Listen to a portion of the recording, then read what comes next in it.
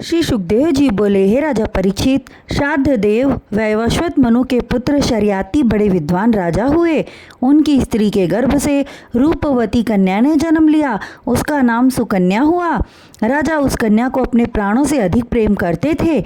एक दिन राजा शर्याती अपनी स्त्री एवं कन्या सहित रथ एवं हाथी एवं पैदल सेना लेकर वन में शिकार खेलने गए। वहाँ सुकन्या अपनी सखियों के साथ घूमती हुई दूर निकल गई। वहाँ एक आश्रम उसे दिखाई दिया और आश्रम के पास ही मिट्टियों का ढेर लगा हुआ था। सुकन्या अपने चंचल स्वभाव के कारण दीमकों द्वारा की गई मिट्टी के ढेर के निकट जा पहुँची। ढेर में से जुगनू की भांति चमकती हुई दो वस्तुएं दिखाई दी जो मिट्टियों के ढेर में दबी थीं। सुकन्या ने अपने चंचल स्वभाव के कारण चमकते हुए छिद्रों में कांटा चुभो दिया। उन दोनों छिद्रों से रक्त बहने लगा। यह देख सुकन्या अत्यंत भयभीत हुई और अपनी सखियों सहित वहां से चली गई। उसी समय राजा के हाथी, घोड़े, ऊंट एवं सैनिकों का मलमूत्र बंद हो गया। सभी पछाड़ खाने लगे। यह देख राजा शर्याती अत्यधिक चिंतित हुए और जाकर वहां के निवासियों से पूछा। तब उन्हें मालूम हुआ कि यहाँ च्यवन ऋषि का आश्रम है। उसने अपनी पुत्री सुकन्या से पूछा कि तूने च्यवन ऋषि को सताया क्या? पिता के वचनों को सुनकर डरती हुई सुकन्या ने सारी घटना बता दी। पुत्री के कार्य का वृत्तांत सुनकर राजा शर्याती के मन में कष्ट हुआ। वे सुकन्या को साथ लेकर च्यवन ऋषि के पास गए और पुत्री के अपराध की क्षमा याचना करते हुए बोले, हे महात्मन, मेरी कन्या से अनजाने में बहुत बड़ा अपराध हुआ, इसलिए आपकी सेवा के लिए अपनी कन्या मैं आपको अर्पित करता हूँ। दया करके आप ऐसा आशीर्वाद दें जिससे मेरे सैनिक एवं हाथी घोड़ों की पीड़ा समाप्त हो जाए। राजा शर्याती के इस प्रकार निवेदन करने पर अति क्रोधी स्वभाव वाले च्यवन ऋषि प्रसन्न हो गए। उनके आशीर्वाद से सभी प्राणियों का कष्ट दूर हो गया। तत्पश्चात राजा शर्याती अपनी पुत्री सुकन्या का विवाह च्यवन ऋषि के साथ कर दिया और स्वयं अपने सैनिकों सहित वापस लौट गए। सुकन्या तन मन से पतिव्रत धर्म का पालन करती हुई च्यवन ऋषि की सेवा करने लगी और ऋषि की इच्छा अनुसार ही कार्य करती। कुछ दिनों बाद च्यवन ऋषि के आश्रम में अश्विनी कुमारों का आगमन हुआ। ऋषि ने उनका आदर सत्कार किया। तत्पश्चात अश्विनी कुमार कहने लगे, हे ऋषिवर, यदि आपकी आज्ञा हो तो हम भी आपकी कुछ सेवा करें। तब च्यवन ऋषि बोले, आप हमारी आँखों को स्वस्थ कर दो और तरुणाई प्रदान कर ऐसा रूप प्रदान करो जिसे देखकर युवतियाँ मोहित हो जाएं। आपको मैं देवताओं के साथ सोमरस पान करा दूंगा।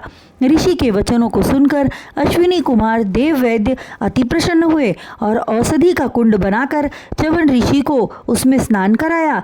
स्नान करते ही अति जर्जर एवं वृद्ध हो चले ऋषि का दिव्य रूप स्वरूप हो गया और नेत्रों की ज्योति लौट आई। उनके दिव्य स्वरूप को देखकर राजकन्या सुकन्या अति प्रसन्न हुई।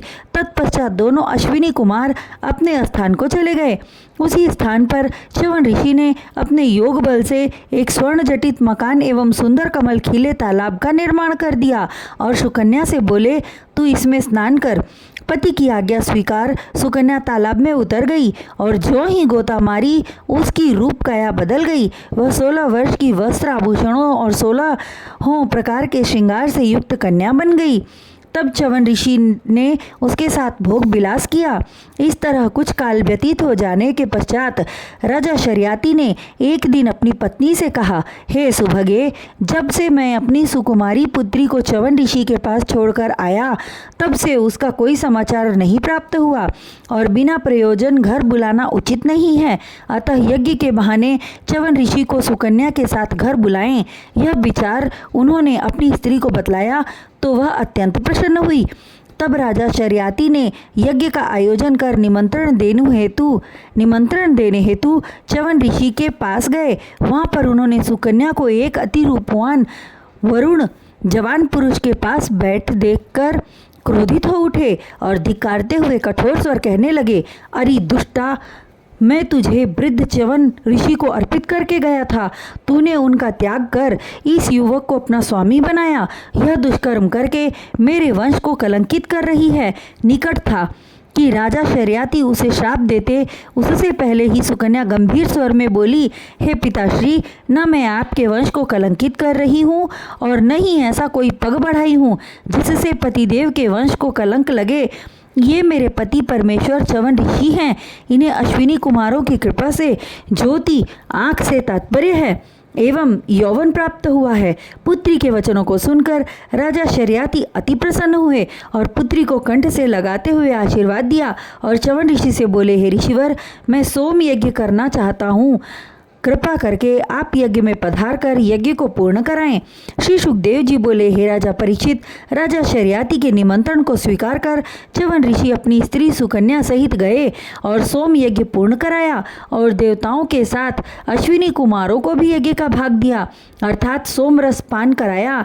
यह देख इंद्रदेव च्यवन ऋषि पर क्रोधित होकर वज्र उठाकर बोले, अश्विनी कुमार वैद्य हैं, वे रोगियों को छूते हैं, इसलिए उन्हें यज्ञ भाग नहीं मिलना चाहिए था और उन्होंने च्यवन ऋषि पर वज्र चला दिया। किंतु ऋषि ने अपने तपोबल से इंद्र के हाथ सहित वज्र को वहीं स्तंभित कर दिया। इंद्र अत्यंत लज्जित हुए। तब वहां उपस्थित देवताओं ने इंद्र से कहा, हे देवराज, ऋषि महात्माओं का सदैव सम्मान करना चाहिए और आपने ऋषिराज का अपमान करने की चेष्टा की। तुम्हारे इस अपराध को क्षमा करने की शक्ति किसी में नहीं है, केवल ऋषिराज ही क्षमा कर सकते हैं।